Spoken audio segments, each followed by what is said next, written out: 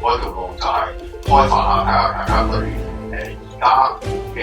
robotics 或者而家所做嘅嘢嘅興趣，自己嘅產生到出嚟。今日嘅比賽最有意義嘅係成個過程中，我哋嘅 robotic arm 呢個機械臂，由當年我哋講緊工業4.0，由我哋講緊 STEM 嘅時候，到今天加咗個 A 叫咗做 STEAM 嘅時候，我哋嘅核心思想，我哋嘅中心係啲乜嘢？係希望在座嘅所有同學仔係對 STEM 我哋講緊呢個嘅工程學系係有一個更加有興趣、更加聚焦嘅。